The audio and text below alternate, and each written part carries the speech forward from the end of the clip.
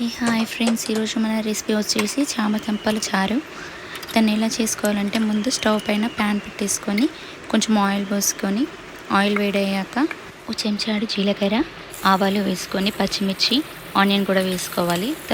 ఆ తర్వాత కొంచెం కొన్ని ఎండుమిర్చి కూడా వేసుకోవాలన్నమాట. అవి వేగిన తర్వాత చిటికెడు పసుపు వేసుకొని దాన్ని మంచిగా కలుపుకోవాలి. కలుపుకున్న తర్వాత 2 టమాటాలు చిన్నగా కట్ చేసుకొని వేసుకొని కాసేపు మూత పెట్టేసి మగ్గనివ్వాలన్నమాట. అవి మగ్గిన తర్వాత ముందుగానే మనము ఉడకబెట్టి పొట్టు తీసేసుకున్న చామగడ్డల్ని వేసేసుకోవాలన్నమాట. కొద్దిసేపు అలా కలుపుకొని కొంచెం అవి ఫ్రై అయ్యేదాకా ఉంచాలి, ఒక 2 మినిట్స్. ఆ తర్వాత రుచికి సరిపడా ఉప్పు, కారం వేసుకొని మంచిగా కలుపుకోవాలి. మంచిగా కలుపుకొని ఒక 2 మినిట్స్ మూత పెట్టేసి ఉంచేసేయాలి. అలా చేస్తే కొంచెం ఉప్పు కారం అనేది ముక్కలకి బాగా పడుతుంది.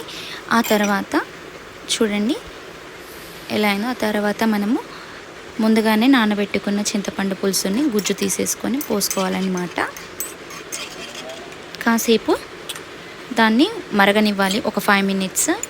చూడండి, చారు ఈ కన్సిస్టెన్సీకి వచ్చేసిన తర్వాత చివరిగా ధనియాల పొడి వేసేసుకొని స్టవ్ ఆఫ్ చేసేసుకోవాలి. అంతే, ఎంతో రుచికరమైన చామదుంపల పులుసు రెడీ. మీకు గనక ఈ వీడియో నచ్చినట్టయితే please do like, share and subscribe to my channel. Please subscribe చేసుకోవచ్చు కదా.